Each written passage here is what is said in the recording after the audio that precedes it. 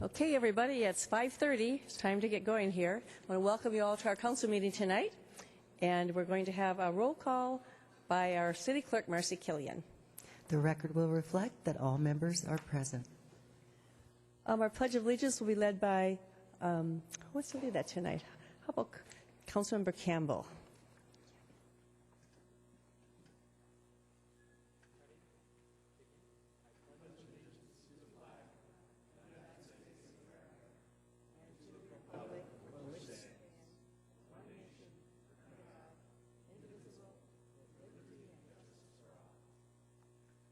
Please remain standing, and our invocation today will be by Kay Silverman, a member of North Coast Church.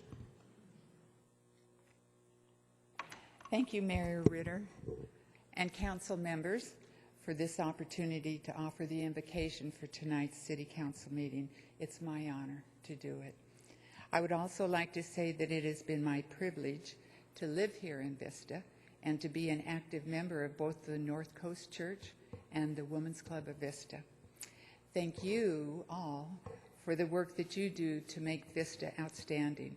The city has impressed me with its friendliness, its parks, its recreation, the arts, and all the activities, as well as the city is attentive to the needs of all its citizens. Thank you for making the city of Vista a great place to live. I'm proud to call Vista home. Now I'd like to ask that we pray. Gracious God, how blessed each of us are to live and enjoy this city where great care is taken to meet the needs of its citizen. Thank you, God, for all the blessings you have given each of us and for the privilege of living in a nation that is still free to worship you in the open. We thank you for our brothers and sisters in arms who have sacrificed their lives to answer this nation's call for the defense of our freedom. We also thank you, God, for our local law enforcement personnel and the fearless firefighters for the work that they do. We thank you, God, for being here in our City Hall of Vista. We ask that you be with our City Council and staff and be their guide and counselor as they serve to lead our city with integrity. We pray for ourselves and for each other that we stand up for you. Oh God, we pray for continued courage, commitment, and resolve to offer our time, resources, and our leadership to answer your call to serve our community. We thank you all. We thank you for all the blessings that we have in you. Please continue to strengthen us all and use our talents which you've given us for the betterment of our beloved city. In your name we ask this prayer. Amen. Thank you so much. Thank you.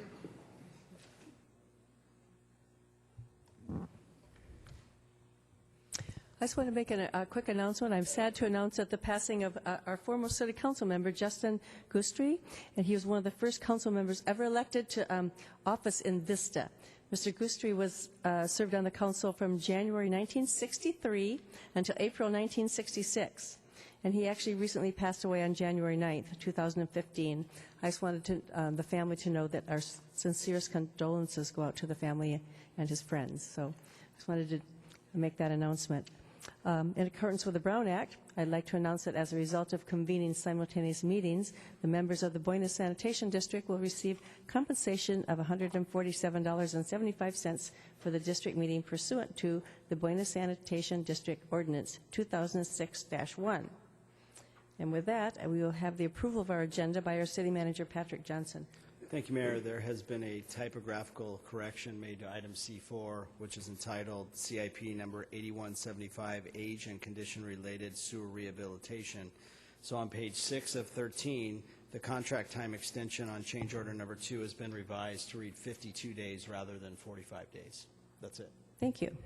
And we did have a closed session. I'll have our City Attorney Daryl Piper bring us out of the closed session. Thank you, Mayor. The council met in closed session on item CS1 on this evening's closed session agenda. No action was taken, and there is nothing to be reported. The next thing on our agenda are a presentation, and I would have Ray Arnold with the American Heart Association please come to the podium to accept a proclamation declaring February to be American Heart Health Month in the city of Vista, and I'll come down.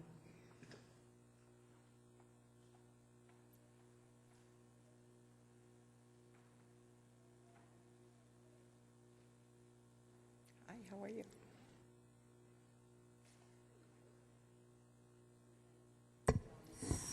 Okay, I'm going to read the proclamation here. So the proclamation reads, whereas heart disease is a risk for all Americans and is a leading cause of death for women, killing approximately 1 woman every minute.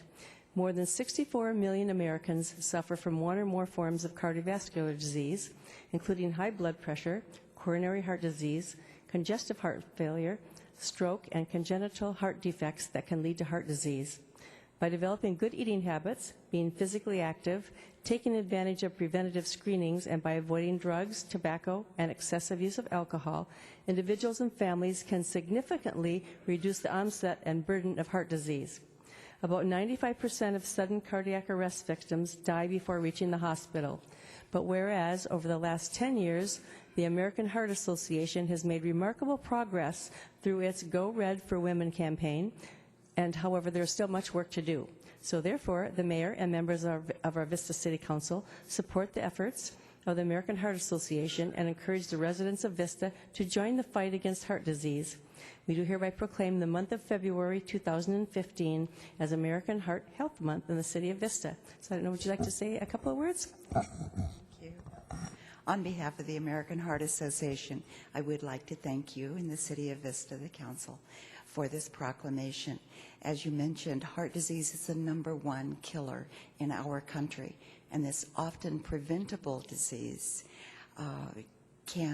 we can take control of by knowing our risks. So I encourage everyone to please go online to the American Heart Association website and find out about your risks and what we can do to not have a cardiovascular story. I thank you so much.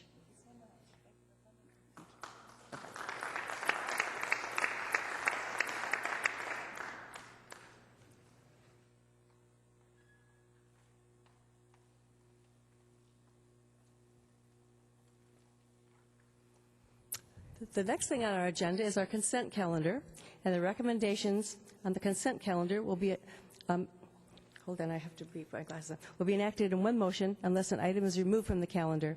Any member of the public may remove an item by submitting a request to speak card to the city clerk.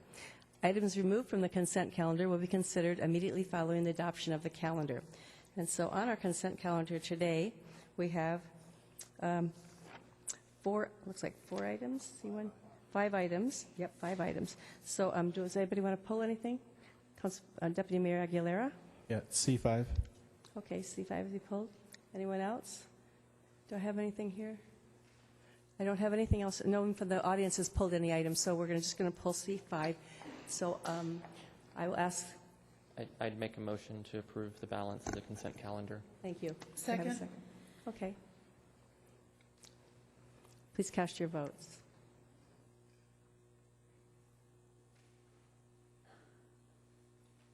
That motion passes unanimously. And with that, we will go to item C5, which is housing-related parks grant application. Would you like a staff report on this? No, actually, I just wanted to recognize what was going on here with this particular item, in that the City of Vista is going to be, well, if we approve this, we're going to be applying for a grant for park improvements, and it's a direct result of the housing that we put in downtown, which is affordable housing. So the grant, apparently, from what I read, is per bedroom, so we're getting credits potentially for every bedroom that we put in that's considered affordable housing. So I think this is a good thing, and this is some of the good things that are coming from the housing that we're allowing in our city, and especially from the affordable housing side. So I, for one, would like to make a motion to approve this. Good project. I'll second that. Any other comments from the council? Please cast your votes.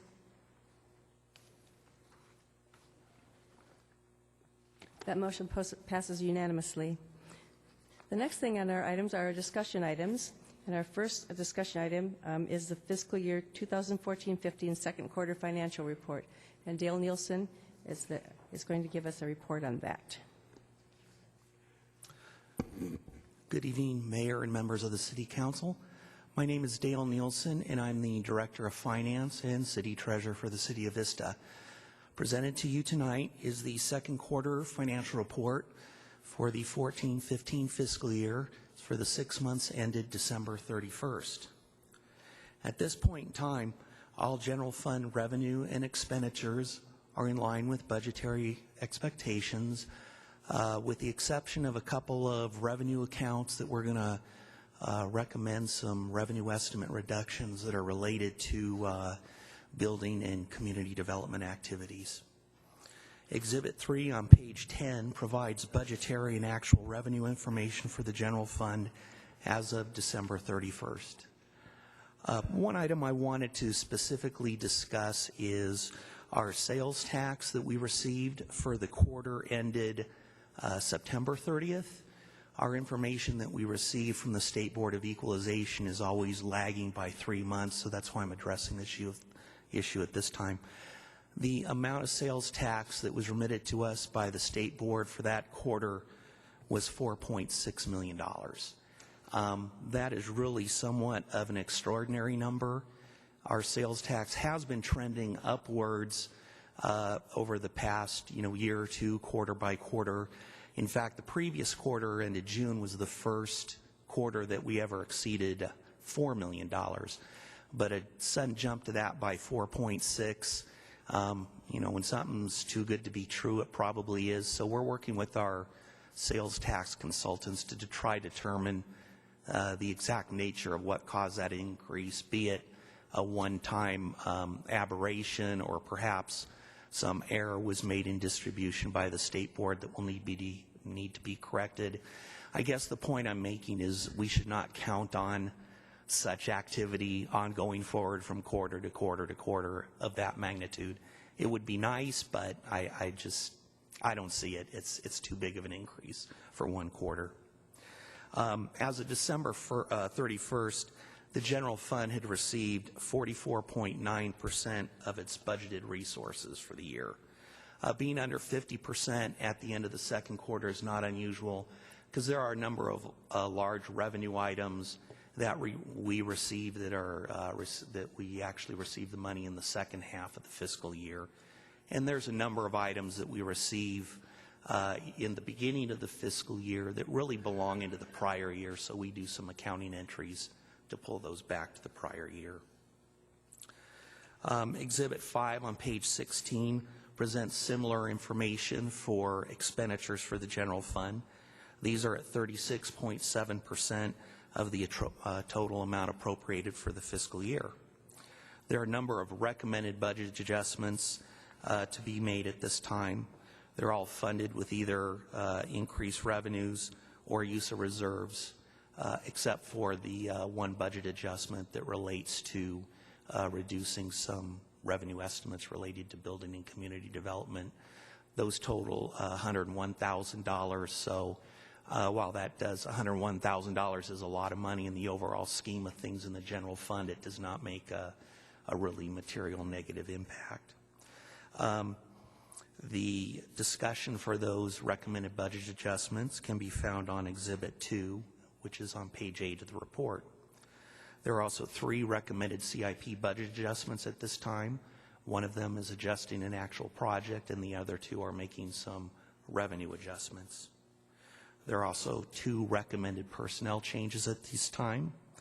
Those can be found on Exhibit 12 with the resolution to adjust the city's classification and compensation index on Exhibit 13, and those can be found on page 27 of the report. I'd be happy to answer any questions the council may have.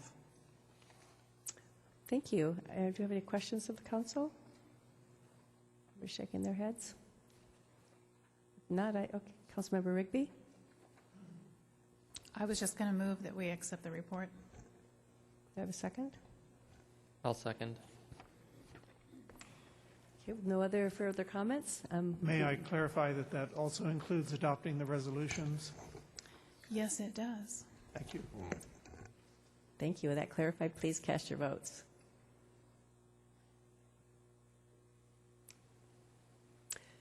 That motion passes unanimously. Our next item, discussion item, will be our newspaper street vendor program. And Allie Zimmerman, our Assistant City Manager, will give a report on that. Thank you, Mayor. Good evening, Mayor and City Council. Ali Zimmerman, Assistant City Manager. I didn't prepare a formal report on this item. Councilwoman Rigby requested that it be brought back for discussion amongst the council. I'm here and available to answer any questions you may have. Okay, Councilmember Rigby. Thank you, Madam Mayor. The reason I wanted to bring this back and have another discussion is because I've been contacted by members of the community and have witnessed myself that the discussions that we had last April really had not been very effective with a lot of the newspaper hawkers out there. And my concern is for the safety of the newspaper hawkers as well as for the safety of the motorists. I find it very distressing to have people going car to car down the lanes, knocking on the windows, and you say, no, thank you, I don't want a paper, and they don't accept that answer. And they're not supposed to be in the road. They're supposed to be on the median or the sidewalk and only enter the road when they're collecting money or handing over a paper. And that has not been the case. Also, with the green lights, they still stay in the roadway. They don't move. They say, don't worry, I won't let you hit me. I don't want to be the one that hits somebody, and several comments have been made to me by residents that they feel the same way. So I know that we talked about this last April, and we had a discussion, and ongoing complaints have been referred to Alpha Project, and they have talked with their people about not doing that, but it really hasn't been successful. And I am a supporter of the Alpha Project. I don't want anybody to get me wrong, and we do contract services with them here in the city of Vista. And so we're not looking to throw Alpha Project out of the city by any means, and I know that one person has commented on that, and that's not the case at all. My issue is having people roaming the streets in the midst of moving traffic when we really shouldn't have people doing that. Now, I did have a question as to the ordinance in the city. Do we not have an ordinance in the city about people roaming in the streets? Councilwoman Agree, yes, part of the municipal code related to safety prohibits pedestrians from blocking streets. Right. So I would move that we enforce the ordinance as it stands, and I would like to see the newspaper hawker program eliminated in the city of Vista. Councilmember Franklin. Yeah, I want clarification again. Their present activities are in violation of existing city code. Is that correct or is that incorrect? That's. Is it legal to peddle or solicit anything to motorists on city streets? In a manner of speaking, no, it is not. However, there's longstanding city council policy to allow the Alpha Project's newspaper vendor program to go on. There is no formal agreement for that program, which is one of the reasons that it's come back from time to time. But you're correct. A solicitor's permit in the city of Vista is for door-to-door sales. A special event permit could be obtained for one-time, or single-use events, but there is no allowance for the specific activity. Is it expressly prohibited to solicit anything to motorists? Do we have an ordinance that expressly prohibits solicitation of anything to motorists on city streets? I'm not sure of that.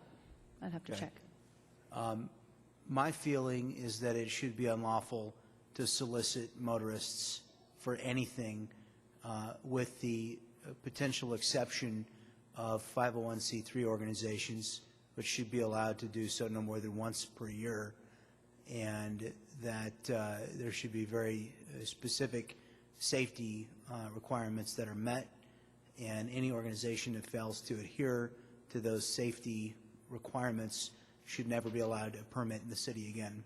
Well, as a manner of speaking, we'll use the Vista Firefighters Association Fill the Boot Drive. They do that twice a year. They go through the city's special event permit application. They do make a request at that time for specific intersections. They indicate if they would be on the median or not. Them and anyone who would be doing this is required to obtain liability insurance and required to follow all traffic laws. We already have a process in place for things like that. The Alpha Project program has been outside of those norms for many, many years at the direction of the City Council. So I'm not quite sure if you're looking at specifically dealing with Alpha Project and their program tonight, or changes to codes that may impact other nonprofit organizations and some of their fundraising efforts? I would propose that we have an ordinance, and I would make a motion to direct staff to bring back a fully conceived ordinance that would prohibit solicitation of anything by anyone to motorists in motion on city streets, with, as I said, the potential exception of maybe once or twice per year per organization. I kind of think maybe once a year is probably enough. I think it is a safety hazard. My wife and I are on the streets every weekend. We're going to church or to have breakfast on the way back from, and I second your comments. There are individuals are violating the traffic ordinances. They're jaywalking, and frankly, some of the behavior has not been, it's not been a welcoming behavior for motorists. And for that reason, I think we need to enforce whatever present ordinances, and I think we need to have a more stringent ordinance. I don't think it's a sign of I don't think it's a sign of the. I'm trying to think of the politically correct way to put this, but I don't think it does the image of our city any favor to have peddlers peddling to motorists, whatever they're peddling, and be the purpose charitable or not. If it's at every intersection and it's every day of the week, I think special. I certainly support the firefighters and the other charitable organizations that do it maybe once a year or twice a year. But I would like to see us strictly enforce rules which would curtail this activity in its vast majority. So I'm offering a motion, if there's a second for it after the end of this discussion, that we craft an ordinance to strictly curtail solicitation of anything to motorists while they're in motion on city streets. So is that a substitute motion to Councilmember Rigby's motion? I apologize, Councilwoman Rigby. Did you? Are you making a motion just to enforce the existing ordinance? My motion was to enforce the existing ordinance, because my understanding is that the existing ordinance already allows for a special use permit for, say, the Fireman Boot Drive and Kids Newsday, which are the only other two organizations I know of that do anything like this one day a year each, and only for a couple of hours in the morning. So my understanding was that the ordinance already allows for those events. So I was thinking, just let's enforce the existing ordinance, only because we've had these ongoing discussions and it's come to no avail. The situation is ongoing with this crowd, and it's become a nuisance. So that's what my motion was, just to enforce the ordinance, knowing that there was a provision already in place. I would like to second your motion, and what I would ask is that we have a vote on that motion, although and again, I'm the new guy, but I'm a little confused why we have to vote to enforce an ordinance that's already on the books. But I think it's important we give direction to law enforcement to enforce that the direction of this council is that we want that ordinance enforced. So I would second that, but I would also ask, at minimum, and maybe I'll alter my motion to this, I would like to better understand what the laws are regarding solicitation of things. I do not like people approaching automobiles in traffic in general. I think it's dangerous. I think it's been abused. I do think there are some organizations that have excellent purposes. And by the way, for the record, also I support the goals and the work of the Alpha Project. And for all those who are in attendance today, the city does provide a work contract opportunity with the Alpha Project through our city's maintenance department in the amount of $25,000 every year. So it isn't that the city isn't being supportive of this program and its aims. It's simply, I think, on our behalf, and my feeling is, it's a public safety issue. It's an issue related to the image of our city. It's not reflecting credit on the image of the city. So I would like to offer a second motion to ask staff to come back to us with a more detailed report about what kind of activity to motorists is lawful, and maybe we need to spend a little bit more time considering that ordinance in depth. So you seconded, I actually have three speakers, but you guys have been talking, so I couldn't get them in. But so you seconded her motion, then you just made another motion? That's correct. Okay, so do you want to hear this? First? Yeah, I apologize. Can we That's have probably public the correct comment? order. Public comment first? Yeah. Well, can we just, want to hear the speakers first before I That's go what through I all was this? asking. Well, we need to have public comment. Cody's got his button, I got mine, so. Yeah, I know. So do you want to? Let's hear public comment first, yeah. Okay, that's what I was trying to do. Okay. So, well, here are our speakers. First speaker is Edward Richardson.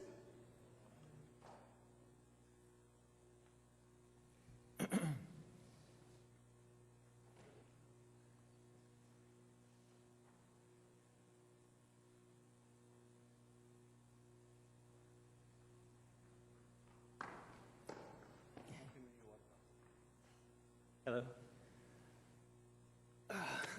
Edward Richardson. Hello. Yeah, and hello, that's Asher, and this is Rowan here. I didn't know what the Alpha Project was until I just read the article in the university, the UT, sorry, hold on a second, Union Trib the other day. But I've always had a very positive experience with these guys. They always, on our drive to school, they were waving to him.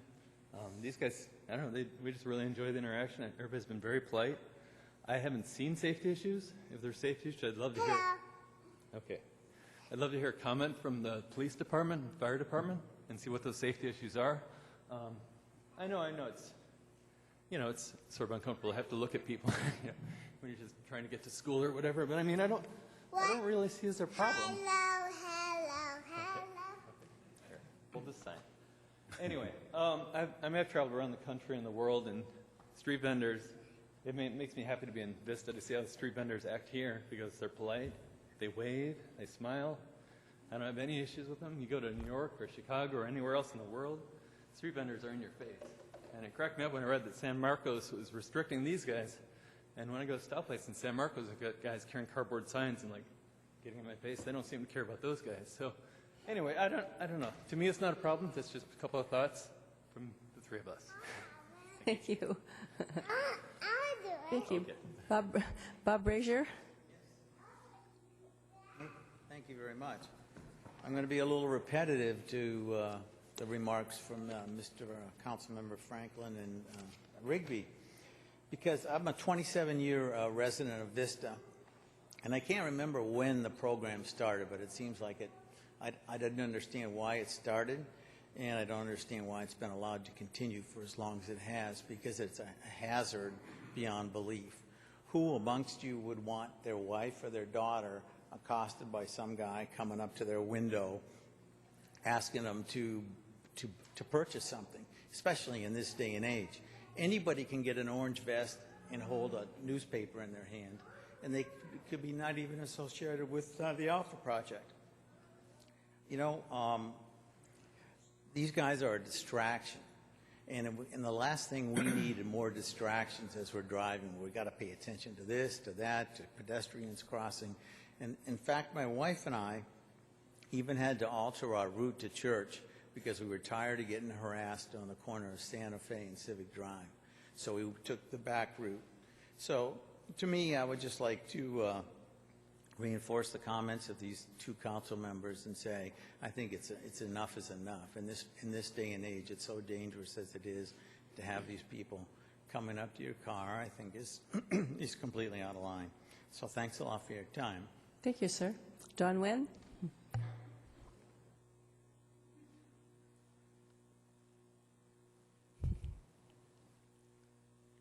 Hi, thank you. I've never gone to a city council meeting. I don't know what the formal politics are. And I just happened to be here for something different, and I was surprised to hear that this is even on the agenda for a discussion. And I would just like to say I beg to differ with you. I go down the streets of Vista for 30 years now. I don't know how long the program's been in. I think it's a great program. I dress up as business. I work for a professional business. I go through Vista and Oceanside every single day for the last 20 years to my work. I've never, ever had a problem with the street vendors for the Alpha Project for the newspaper. I start out by Vista High School. I go all the way to Oceanside to Mission Avenue. And so I cross the ones at College and Oceanside Boulevard, all the way down the road. I've had them wave at me, ask me if I'm interested in paper, and I say, no, thank you, good morning, have a great day. If it's been too cold, I've offered them a Starbucks $5 gift card so they can go get a beverage. I've given them random kinds of Agnes just for 7-Eleven to get a cold soda when it's 90 degrees outside, and they're out there selling their newspapers to raise money for their program, whatever they're doing. So I think it's a good thing. I think they should be allowed to continue to do it. I've never seen any whatsoever type of harassment or any of them in the streets giving people a hard time getting in the ways of the cars. So I'd just like to make that formally on the books. I was just very shocked to hear that this was an issue even being brought up. So thank you for hearing me. Thank you, Dawn. Okay, so back to, that's the end of our speakers, our public speakers, so we'll go back to Councilmember Campbell. Thank you. You know, this issue, when we discussed it last year, we heard many of the same comments that we heard tonight, and there were some very specific items that we directed staff to work with Alpha Project Management to implement, and it was fairly clear, I think, from the direction of the council at the time of the comments, that if they weren't able to follow through on these fairly simple items, that this was going to come back and there were going to potentially be some issues with the program moving forward. Personally, I've seen that the newspaper vendors do not stay on the street corners. They do not stay in the medians.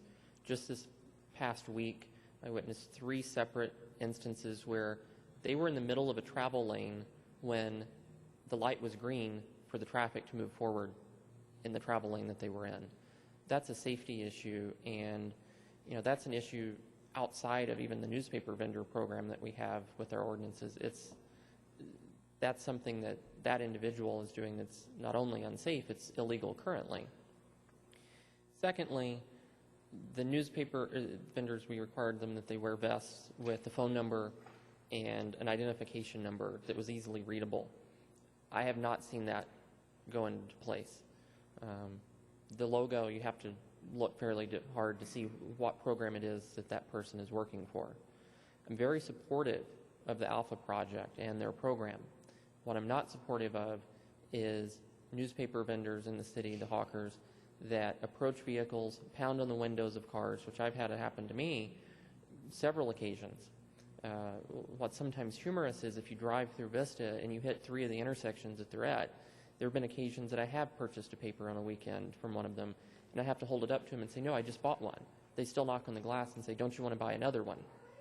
You know, that's not presenting a positive image for our city, but I think that the needs of that program, we tried to work with them over the years. If you go back the last 8 years, the city council policy and direction, and I think maybe this answers Councilman Franklin's questions about why are we up here talking about an ordinance that we already have on the books. But I think the council has made clear in past directions and prior councils that this was an important program. Let's work with Alpha Project and work out the problems and see what we can do to make improvements.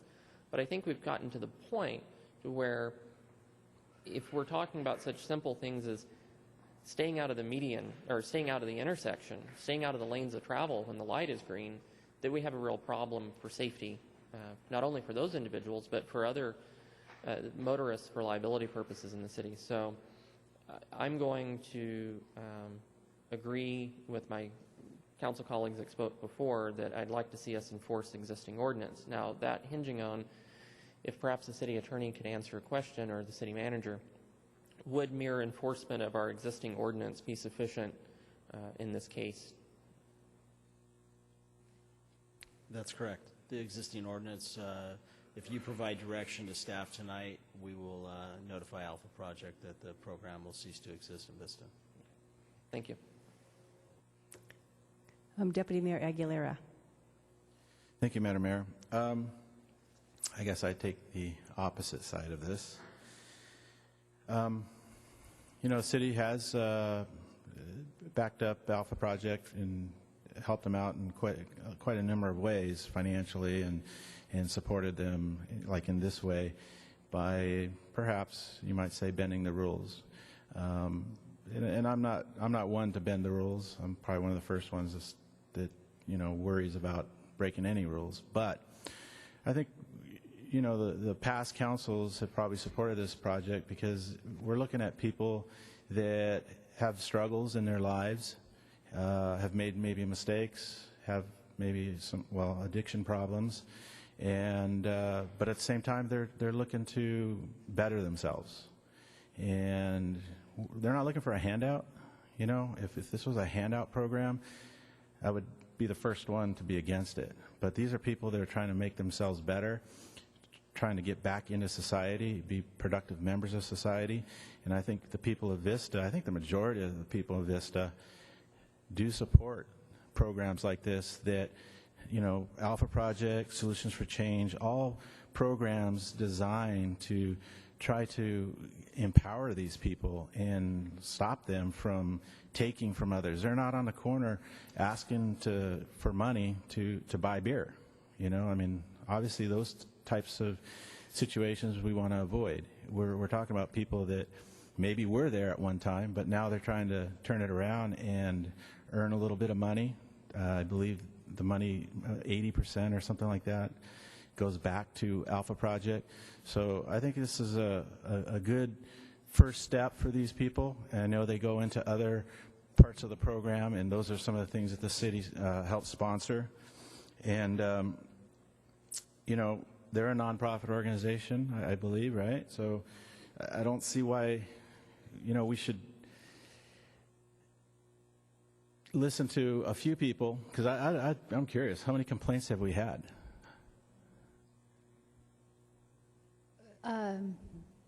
I would say that I probably feel 5 a year.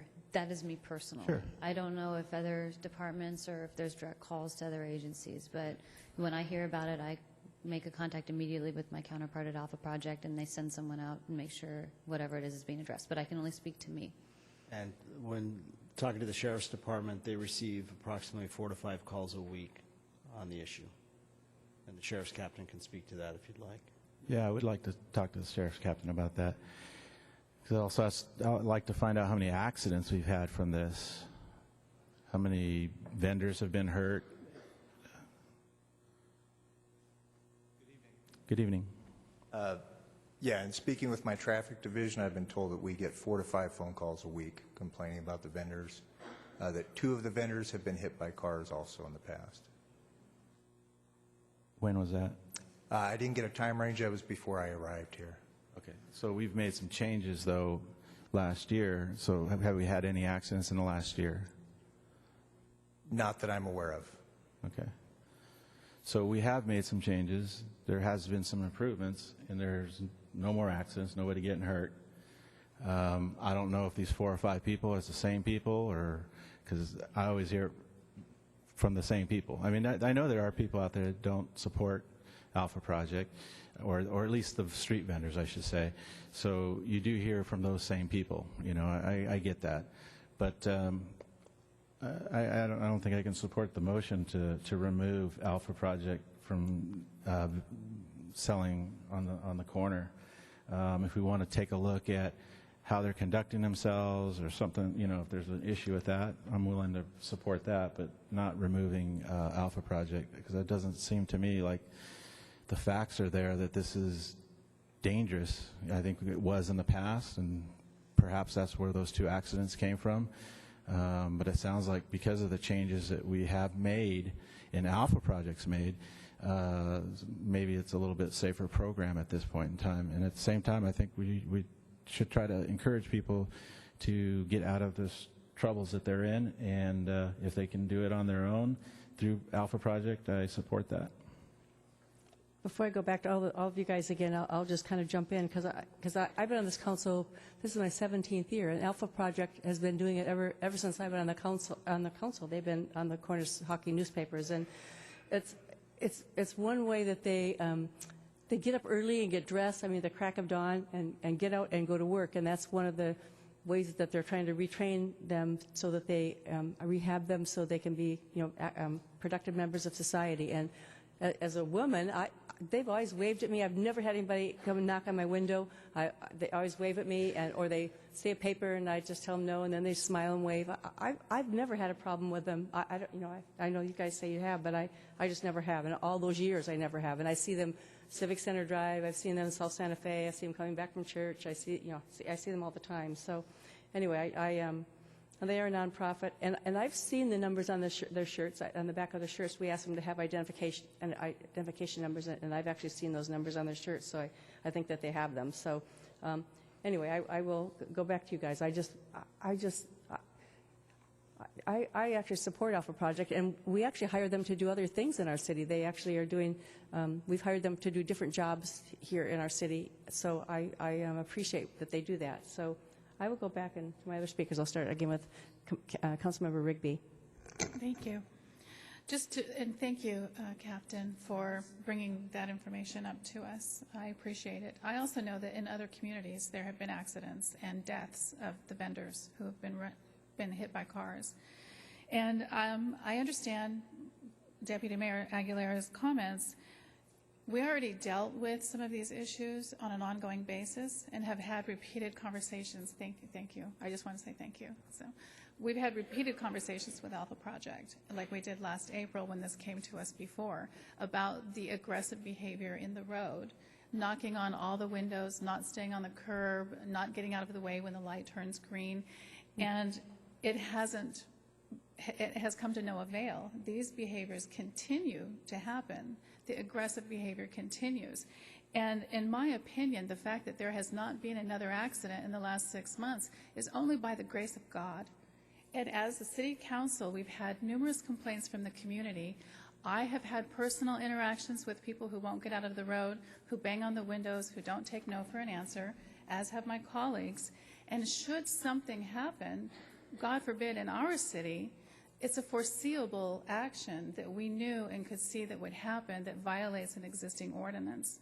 And so for me, it's just logical to say, not just with Alpha Project, which was another question I had, perhaps the city attorney knows the answer, but in the ordinance as it exists, that if we should go back to enforcing it, it would also handle the panhandlers. It would address that situation, because that's another concern that some people have had about not just the newspapers coming up asking for money, but the panhandlers with the cardboard things. And I think Councilman Franklin was alluding to that. Is that covered in that ordinance as well?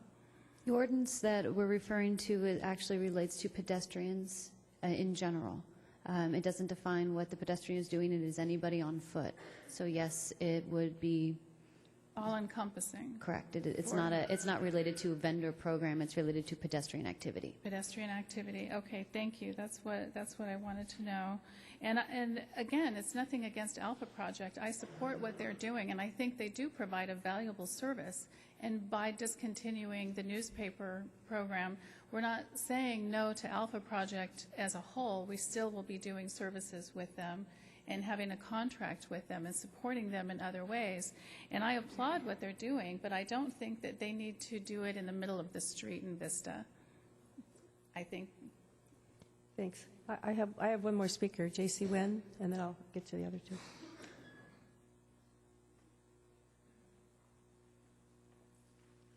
Hello, Council, Mayor. Thanks for having me, let me speak on this. I sit over here and I'm listening to, the ins and the outs. And if we remember that in this program, it's people come in and out of that program. So the people that might be not listening didn't hear the message originally because they're new to the program, for one point.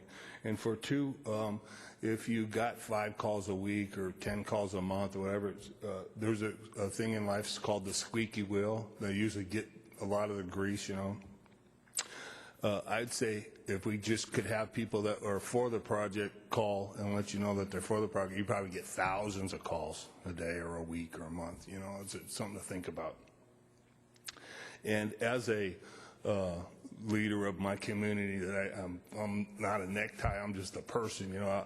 I'll volunteer myself to go over and talk to all of them at the same time because I have been there to eat breakfast with them and stuff. And when there's 150 or 200 of them there, and I'll talk to them for you guys. If that'll help at all, I'll volunteer my service for that time. But when you have programs to help and they're your citizens because they live here in Vista, their address is posted away up there. You can't constantly keep making laws and rules and stuff to help get rid of these programs, you know what I mean? Because they're good programs and they're here for a good reason. And like Councilman Aguilera said, these guys used to be robbing the store down the street. You know what I mean? They used to be breaking into your house or my house or stealing the bicycle from the little kid as he went into Krikorian Theater to watch the movies. But now they're trying to make a change. And just to because 5 people called and complained, now we're going to make an ordinance. You know, this is the land of the free, the home of the brave, all that stuff. But if we keep making new rules and new laws and new this and new that, you know, how free are we? You know, we're only as free as you guys allow us to be. And if you keep making rules, we're losing freedom. You know, every new rule is one less freedom. So if you think of it that way, and like I said, I'll volunteer. I'll go over there tomorrow morning and tell them, hey, guys better clean it up. So, okay. Yeah, but it's different when a necktie goes and talks to him, or when JC Santa Claus goes and talks to him. You'll see. Watch. Thanks. Thank you. Thanks, JC. Okay, we'll go back to back to Councilmember Campbell. You know, I think that we're talking about two separate issues here we've gotten into a little bit, in that there's this sentiment that if we don't support the newspaper hawkers, we don't support Alpha Project. That's not true at all. That is absolutely not what anybody up here is saying, and me most especially, is that I support the programs that we have in the community. I support other communities' programs to help those that need a helping hand. And this program will not go away if we eliminate the ability of the newspaper hawkers to endanger not only themselves, but create a safety issue in our public roadways. And Assistant City Manager Zimmerman, if you could tell me, or so that the audience knows too, what's the status of this program in our surrounding cities of Oceanside, San Marcos, Carlsbad? Because it looks like as of May 13th of 2014, Oceanside, in the report, Oceanside had adopted an ordinance in 1998 prohibiting the hawkers on public right-of-ways or public roadways.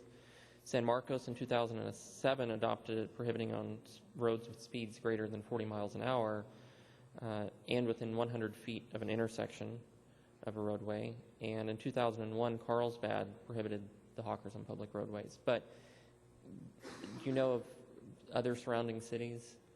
To my knowledge, nothing has changed in terms of which cities are employing or not employing the vendor program. So to my knowledge, it's us and Encinitas who are still allowing it. I'm not sure the locations in Encinitas. I know I've seen them on Coast Highway before, but I'm not sure if there are other locations as well. My concern is that if you go back through the history over the years, this program has come up, I think, concerns of the program more often than they have come back to the council for a formal discussion. How often has city staff reached out to Alpha Project to direct them that there's an issue or that we've received complaints? And does the sheriff's department work with Alpha Project directly in addressing those complaints that are received on a weekly basis? Well, my understanding from the conversation we had this morning with Captain Nesbitt is they do receive some direct calls that we wouldn't necessarily know about. As I said before, most people know to give me a call about it, and so those are the ones that I referred to, that I've taken a handful over the last, probably each year about a handful, and then I work directly with Alpha Project with the other direction that was provided by the council in May. But I couldn't speak to if they have called into other departments and that made a direct call or anything. I usually contact Alpha myself. I don't send code enforcement. I send them to police their own. So here's where I'm at. I think there may be a way. It sounds like there's two here and two council members over here that 2 for, 2 against, and I'm not in favor of keeping the program, but I think that there is some benefit to the activities that the people that are in an Alpha project going through and learning those skills, rebuilding their life. So I'm wondering if there's a way at some point we could work with Alpha Project to come back and develop a program that would allow them in 1 or 2 specific designated locations within the city on some of the slower roadways, and that they absolutely had to abide by staying on the sidewalks unless they're flagged down for someone that wants to purchase a paper. They cannot enter the roadway if the light is green. If there's a way that we could develop a very strict protocol. But I think the way it's going right now, I say enforce the current ordinance that's already on the books. This is not creating a new ordinance. This is not creating a new law. It's merely enforcing what's been on the books for a significant period of time already. And if Alpha Project wants to come back, I'm very open to them approaching us with a proposal to allow for the program to continue in a modified form in very specific locations, with the caveat that if there are violations of any nature that are currently occurring, that would go away immediately. So I don't know if there's any direction from my That's council something that we colleagues. could do with council direction.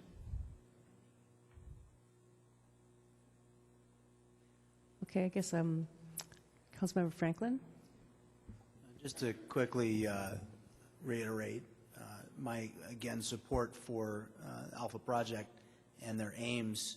This is not about a lack of support for a good program that's doing good things to help people that need a second chance.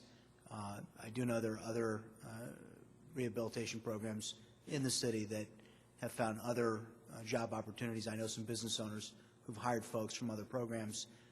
So there certainly are other opportunities, and I'd be open to see what we could do to work with the chamber and other business groups to find opportunities where people could get into a skill, a job where they really are going to have an opportunity to acquire employment afterwards. I did want to underscore also that this is not creating a new rule or new ordinance, but what we're really asking is that the staff and the Sheriff's Department enforce the existing ordinance. Unfortunately, I think after the conversations that we've had, I don't personally hold a lot of hope that that we're going to be able to craft something. The fact is, once you get people into traffic, it's kind of no holds barred. I was going to ask, and I won't ask the captain to reapproach, but I was going to ask him if he'd had any personal experience. Captain, I was going to ask you, had you had an opportunity to observe, or have you had occasion to observe violation of traffic ordinances?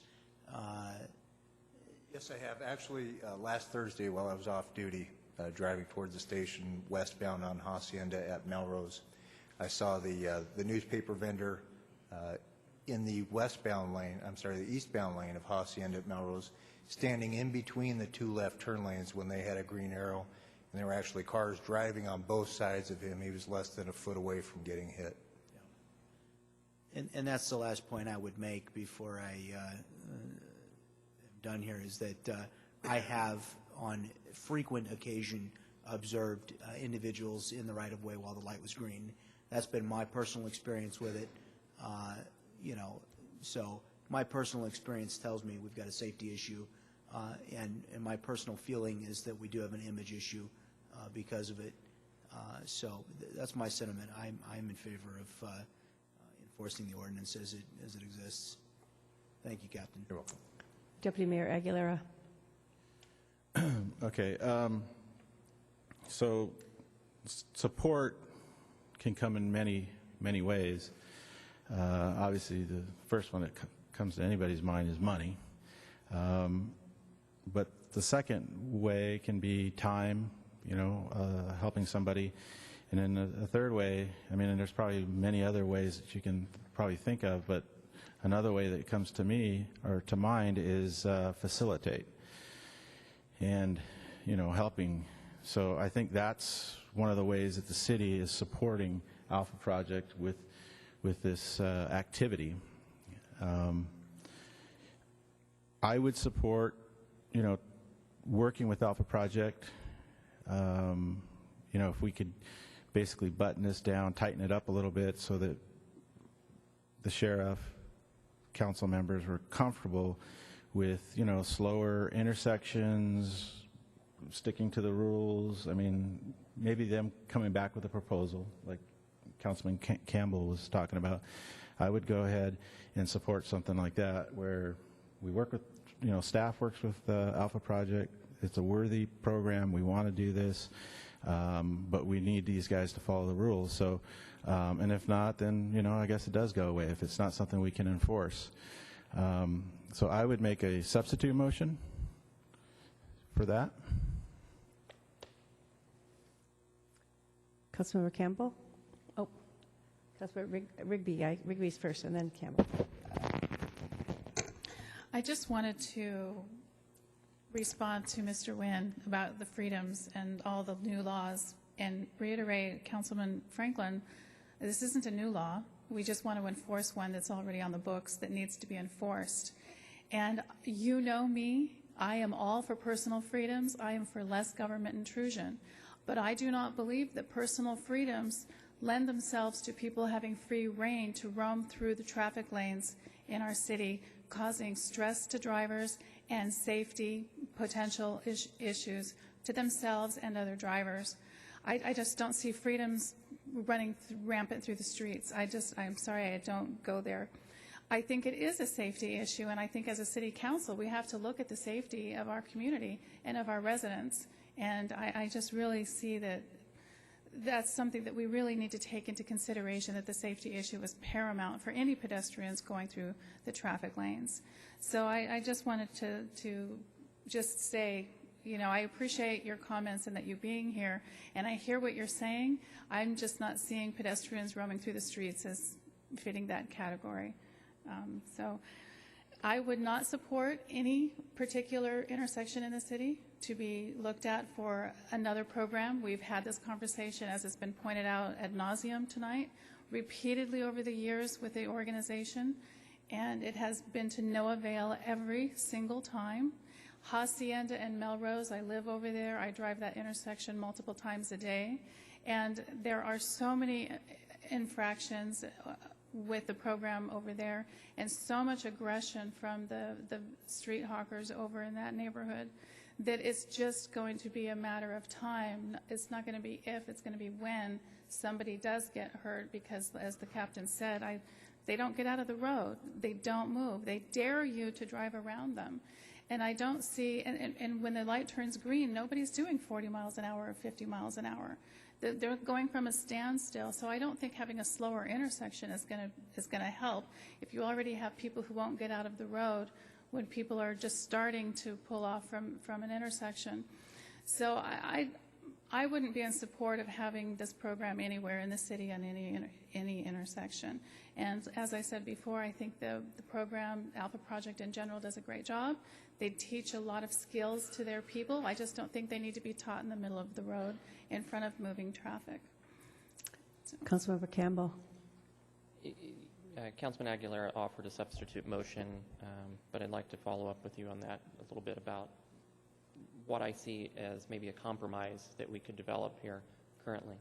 I think one of the difficulties is right now is enforcing the current law. I think that's a key part of it, because it wouldn't require us to make any new language. But my desire would be us to see to enforce the current ordinance currently and direct staff within 45 days to bring back a plan that's developed with Alpha Project to find locations where we have lower speed limits that are 40 miles an hour or less, that they're not allowed to operate within the medians, and stand on street corners only, and only approach vehicles if they're flagged by the driver to purchase the paper. So they wouldn't be operating within the roadways when traffic was either approaching the intersection or leaving the intersection. They'd only approach in a safe manner. And one other minor stipulation, I think this is really important for the program, would be that Alpha Project provide continual safety training for those individuals that are participating in the program. Because what I think one of the problems we have right now is that it's such a cyclical turnover. And maybe an attempt is made by Alpha Project to provide that training. Maybe some groups get through that training isn't provided to, and that's why we see a kind of an upward trend in complaints, and then it goes kind of downward for a while. So I think, in my opinion, those are somewhat reasonable accommodations that would keep the program going forward and allow for those opportunities for those individuals to participate in the program. But I think it would reduce the incident rates that we're currently having with standing in the lane of traffic when the light is green. And in intersections where, on East Vista Way and Foothill, for example, where I've witnessed numerous fairly egregious violations of just I would call common sense, is they're standing in the northbound lane of traffic when that light is green, and the oncoming traffic in some cases is coming at well over 40 miles an hour. So I don't think intersections like that are a good fit for the program, but I do think that we could work middle ground where we could put it on a one-year trial period, review period, and see, have the complaints gone down, have we had any safety issues, and go from there. So I don't know if that's something that you'd be willing to second a motion on. I would like to have my motion voted on, and if you want to add a different thing or direction to staff, I'd like that to be a separate motion. We have a substitute motion. How does that work? Oh, it's not seconded? Did you want to second it? Anybody? I'm trying to find out what his substitute motion is specifically. I think you outlined everything that I talked about, but I did not mention the number 6. What was that? Approaching the vehicles only if they're indicated by the driver that they The want training. to There was some training. Training. Yeah, I think that the training was somewhat implied, but yeah, I'm comfortable with that. That's okay. Yeah. If those are the points included in the substitute motion, I would second the substitute motion. Could I add to that? Could they do the training prior to being on the street? That They was say they do. I'm sorry, Alpha Project was contacted by the newspaper, and Amanda, they said they you're do. out of order. I'm sorry. Okay, so I have a motion and a second. So let's take care of that motion. If it doesn't pass, then we'll vote on your motion. Is that right? Can you read the motion back, please? Are you, I don't know if I can read his writing. No, you can't yet. Wait just a minute. I know you're lined up, but the substitute motion on the floor is to enforce the current ordinance, Right. and within a 45-day period of this meeting, have staff come back to the council with a proposal developed with Alpha Project that would include at minimum only operating in roadways with a speed limit of lower than 40 miles an hour, Less. no operation within the roadway medians, operations on the intersection corners only, approaching a vehicle only if indicated by the driver that they wish to purchase a paper, and a requirement for training by Alpha Project prior to the newspaper hawkers operating within the city. Yep. is our city attorney, are we okay on this? Was the one-year trial period part of that? That was or merely a suggestion on my part. I think we that should would give it a come year. back.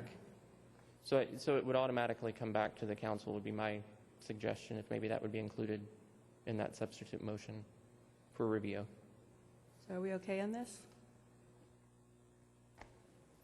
City attorney, Mr. City Attorney? Are we okay to go forward on this? Yes, yes. I mean, I think the motion is clear at this point. Do I need to take the rest of the speakers first, or do I? The rest, I'd like to ask. Yeah, I think oh, yes. Okay, we'll do that then. Okay, so we'll go with Councilmember Franklin. So the effect of your substitute motion would be that at this time, we're going to provide direction to enforce the ordinance, and without a subsequent action of the council, that instruction will stand. But what we're motioning is that we will have the council will have an opportunity to review a proposed reformed plan, and we'll have the opportunity to authorize that plan at a future meeting of the council.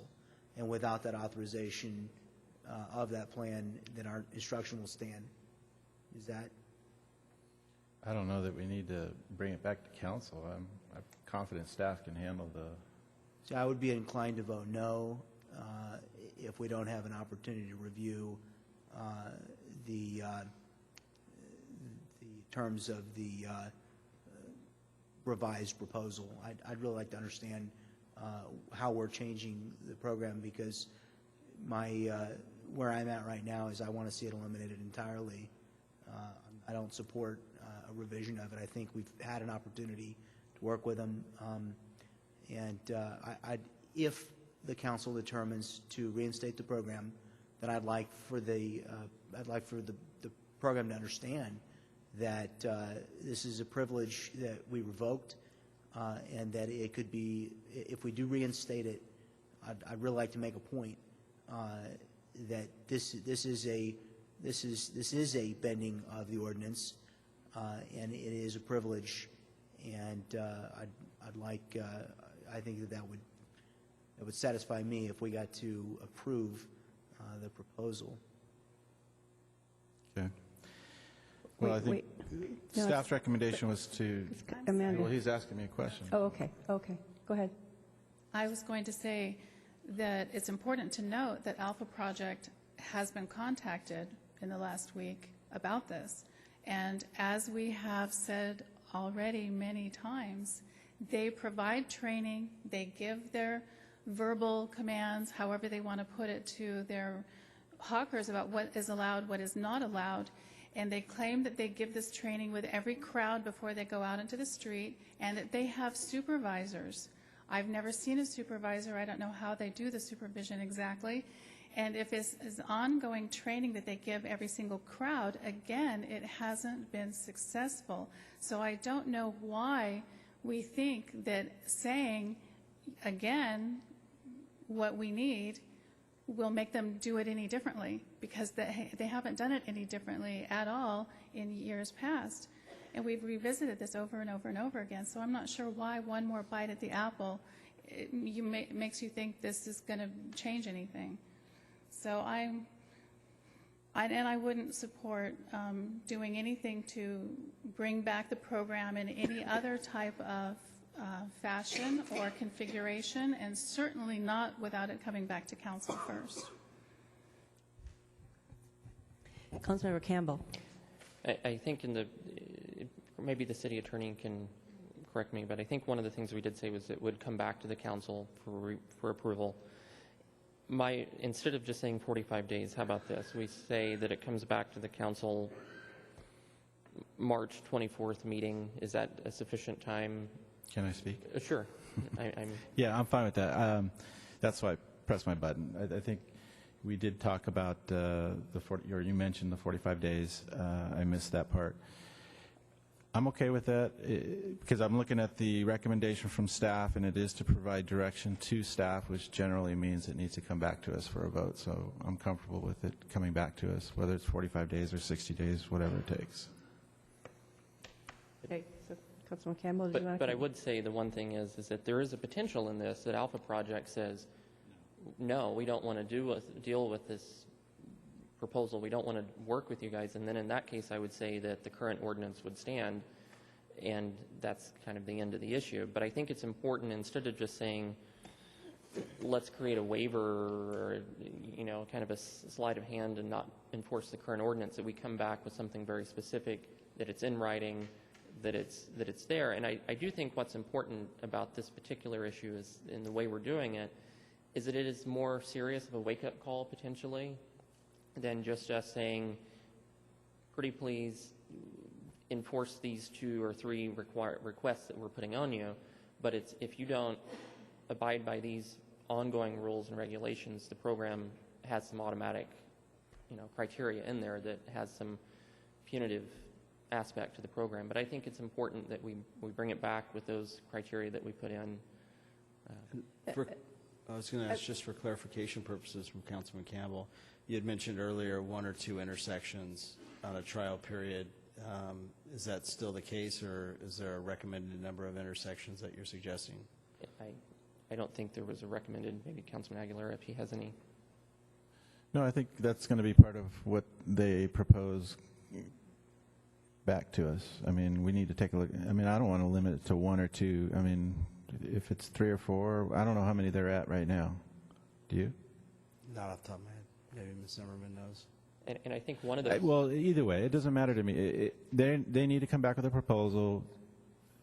Basically, we need to be comfortable that it's going to be something that's within the law, within our ordinance. It's safe for the vendors, safe for the drivers, everybody. So if a particular intersection doesn't appear to be safe to us, then I guess we can address that in 45 or 60 days. I just can't believe we're really discussing this 3 or 4 times in a year. Given the direction we received from council and then in consultation with Alpha Project, I'll also bring in our traffic experts and we'll identify potential intersections and see where it goes. I have a question. So until then, till our 45 days that we present this, are they okay out there or are they not okay? So is it end tomorrow? When does it end? Buddy? Ending the program and enforcing the ordinance could be one and the same, or they could be 2 separate items. Enforcing the ordinance means that we enforce the ordinance. Ending the program, which has been Well, I heard ending the program from the first motion. That was the motion I made that was already seconded, was to enforce the ordinance. If you'd like to do a second motion with all the other stuff, I would prefer that they be divided, they be separate. No, I think I'm good with the substitute. Yeah, the substitute motion, the language was enforce the current ordinance as soon as the passage, if that were to pass. But Okay, so it's like tomorrow morning, are they done tomorrow? They can't be there, I don't want to get them ticketed in the morning. I mean, when do we end, when did we tell them they The end? program's not ending. It's they have to, tomorrow morning, start following the rules. Which I would say if we're enforcing our ordinance going forward, then they would not be allowed to act as they currently are within the right-of-way or at the intersections or on the medians. Nowhere, right? Nowhere in the city going out into travel lanes soliciting. So if we're to enforce our ordinance, that's what we need to do. And if the direction is to enforce the ordinance, we would start enforcing it effective, Thursday, which would be their next day for operational purposes. Well, I don't know that that would be fair to them then. But then that means we do need to probably give some kind of a deadline to them that they need to get their stuff in order in 45 days, I guess. Are you pushing? Did you I push again? did. Okay. I did. Go back to... Because I would like to vote yes on discontinuing the program and enforcing the ordinance, but vote no on the other half of it. So I really would like these to be 2 separate motions, and I don't know why you guys can't do that. Well, Councilmember Franklin is next. Are you still on there? Or is that just from old? Okay. I think that Councilwoman Rigby has moved to divide the question of the substitute. I think the substitute there's a lot of aspects to it. There's a lot of quantity and detail to it. And to my understanding, if I'm correct, it does include the original motion. So, no? Okay, then I would have to say I'm very confused, because my understanding of the substitute as it was described is that at this time it would, going forward, until a subsequent action of the council, enforce the existing code, and until a subsequent action of the council, that privilege or that the activity would not be reinstated. That's my understanding of what's being presented in the substitute.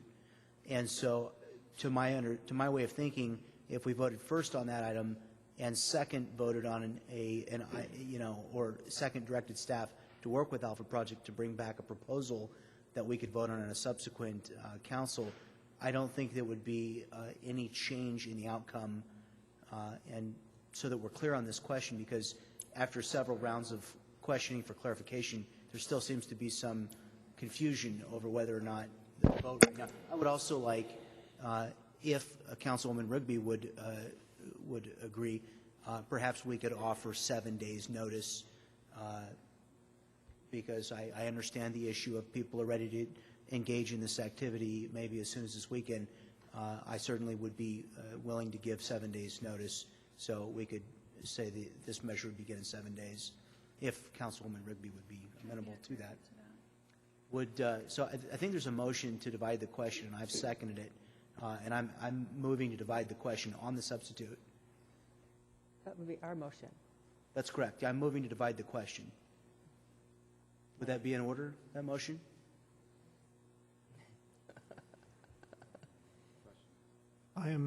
I do not know the answer to that question, whether you can divide a substitute motion in that manner. I think you can. Point of order. But Okay, point of order. If I may, I Campbell? believe the substitute motion has precedence over any additional motions at the time. that's my recollection, but I believe cannot so, be too. positive on that. So on that issue. Are all the members of the council clear that the substitute motion would, until a subsequent action of the council, direct staff to enforce the existing ordinance, and unless and until a subsequent action of the council, this activity would not be permissible under the ordinance?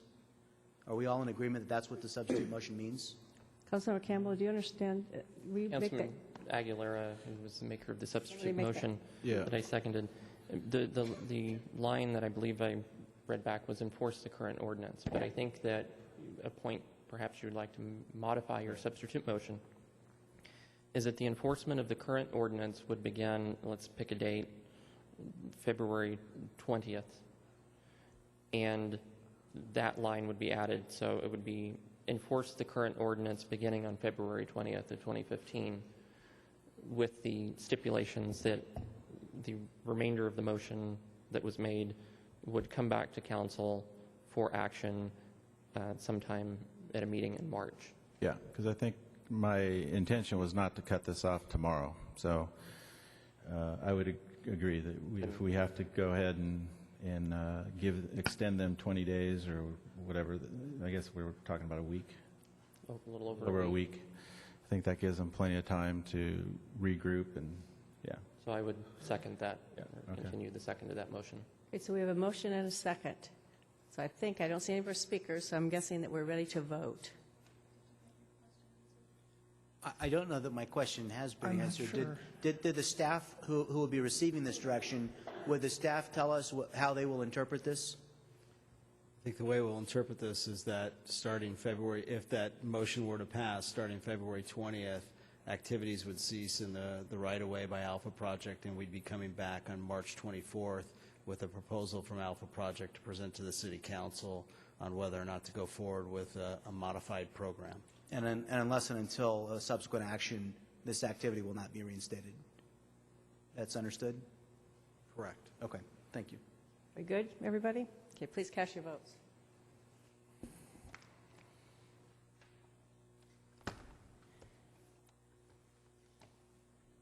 Motion passes unanimously. Okay, moving on. We have no public hearings tonight. Nothing is scheduled, and so I have two speakers for oral communications. First one is J.C. Wynn.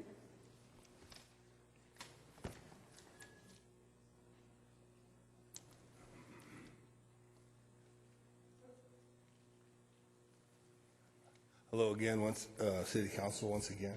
My name is J.C. Wynn, and I've been informed that we don't have it in the budget for another Easter egg hunt at Brango Terrace Park. So for the 5th year in a row, Santa Claus and the Lions Club would like to get together and perform that task of providing for the children of our community an Easter egg hunt on the Saturday before Easter, which would be April the 4th this year. So I've already procured candies and ordered eggs, and the whole package is almost ready to roll. And I'd just like to seek the grace of the community and the council and everybody that we could go ahead and do it again for the 5th year. And I would like to invite everybody here.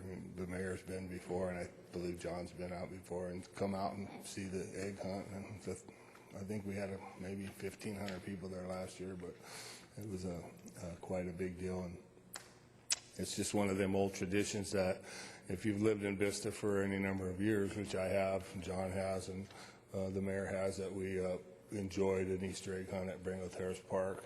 And with the tough economic times, it went away because we couldn't afford it. But along with mass community volunteers and just people joining in businesses and just everybody, we've been able to provide this tradition that should go on. It's one of them good things in our community when we can see the kids have fun.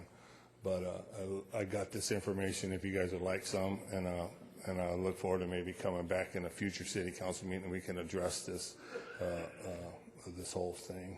And So, Mayor and Council, the direction of the council last year during budget discussions was to actually provide funding for the Easter egg hunt and provide that to Mr. Nguyen and his group that provides putting on the services, but that the City Council, we don't have the staffing abilities at this point in time, but we do have a funding source line item in the budget.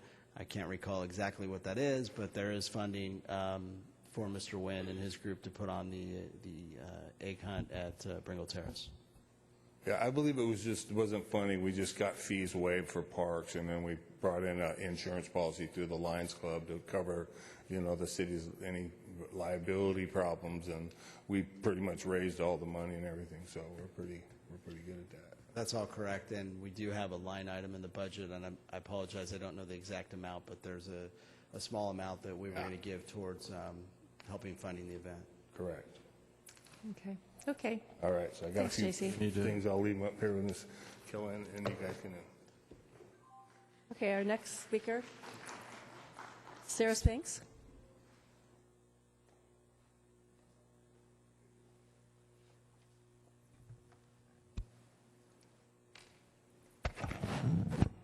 Hello. Good evening, Madam Mayor, council members. My name is Sarah Spinks, and this is my friend, Sam Phillips. He's my neighbor, my mentor, my colleague, my boss, and owner of American Tattoo in Bonsall. Sam has been tattooing for the past 13 years, and this May will mark my 10th year in the profession. I've been active in the art scene here in Vista for the past 4 years. My most recent project was the mural made last September during the Alley Art Festival downtown on the Avo Theater. Both of us love and take pride in our community, and both of us were born and raised here in Vista, now raising our own families. We both purchased homes in the Transit District off of North Citrus Avenue, both in serious disrepair, and these are homes we've both since renovated. We're really excited about all the redevelopment plans taking effect, particularly along South Santa Fe Avenue near our houses. Like our homes, we see a charm in this district, a place needing a little love from members of its community and businesses that want to contribute to its economic landscape. We understand that the redevelopment plan emphasizes art and attracting businesses related to the arts. This is why we are here tonight, making an introduction and voicing our interest in becoming even more invested in this city. We hope to engage in a discussion so that you may learn more about our business and perhaps ease any trepidation you might have, as we understand our chosen profession comes with certain negative stereotypes. We would also like to extend an invitation to visit the shop for anyone who would be interested in a closer look at our studio and what it is we do. We thank you for your time this evening and would like to leave you with these photographs of our creative space. Can I bring them up, or can you see them?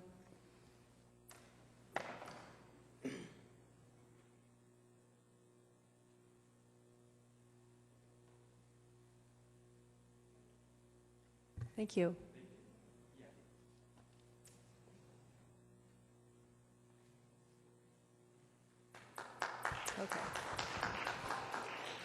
Okay, I will move on to announcements and then to our comments from our council.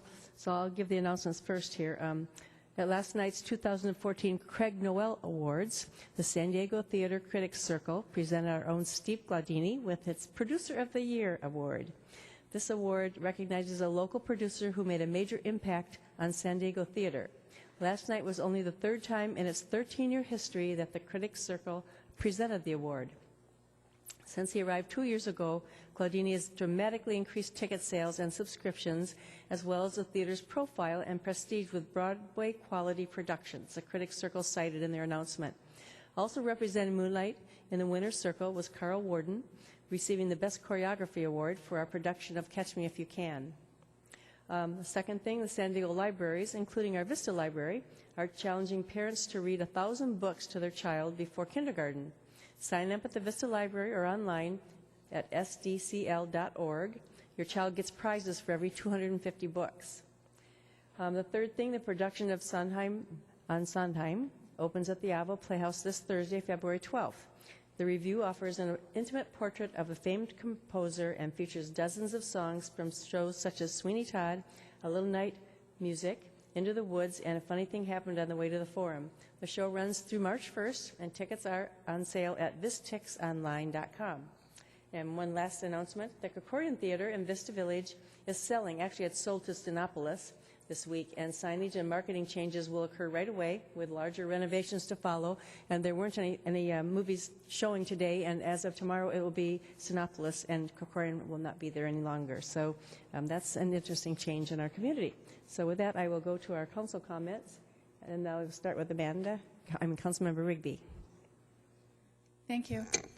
I just wanted to reiterate that February is American Heart Health Month in the nation and here in Vista.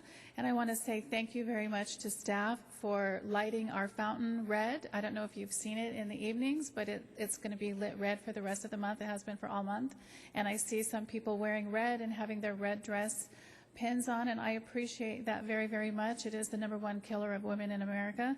And it's important that we get women to realize the symptoms are not the same as men, and that's one of the reasons we do the different events throughout the month of February to raise awareness for women's heart health. It's very important, as is men's heart health too, of course. So I just want to say thank you for that. Check out the fountain. And as the mayor said earlier when she opened the meeting, that we did lose a former councilman, Councilman Justin Goostree, who had the vision to be here in Vista and see Vista become incorporated, and he had the courage and the vision and the foresight to be one of the first city council members on that very first council.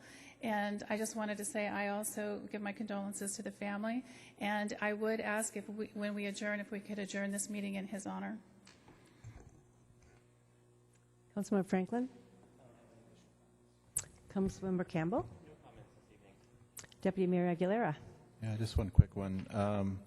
Glad the residents there, we're talking about a transit-oriented district that we have here in Vista. I recently attended SANDAG meeting for regional planning, and they were talking about cities like Vista, but La Mesa came up and presented, and they talked about their transit-oriented district and their development there. They had some interesting things to say. It's really turned their city around, and they've found that the parking has not been an issue. They've reduced parking, I believe, by 10%, and they have found that they have extra parking in their projects, because I guess people are really taking advantage of using the trolley. So that was really encouraging, because I know that's always been a concern of the residents here in Vista as well as council members. So I know Mr. Connolly is well known at SANDAG, so I'm sure he has the contacts there, but I would encourage him to speak to the people at not only SANDAG, but maybe La Mesa. I'm sure you've toured it probably. But some good stuff going on down there. So it's just exciting to hear and know that we're heading in the right direction, and that we're making the right decisions, I believe, for our city. So that's all. Thank you. Thank you. Our City Manager, Patrick Johnson. Thank you. Just want to let everybody know on Saturday, February 21st, the Amigos de Vista Lions Club is sponsoring the pancake breakfast once again at Bringle Terrace. And so it's from 7 in the morning to 10 a.m., and you can get $5 tickets and get pancakes, eggs, sausage, orange juice, you name it. I know Deputy Mayor Aguilera will be there cooking. So he will work. I'll be making pancakes.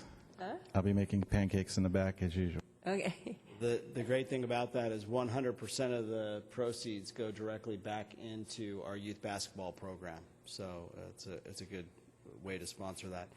And the last one is that city offices and the library will be closed on Monday, February 16th in observance of President's Holiday. So please keep that in mind. Thank you. City Attorney? Daryl? Nothing this evening, Mayor. Thank you. How about our City Clerk? Nothing? Assistant City Clerk? No, nothing. Okay. So with that, then we will adjourn, and thinking of Justin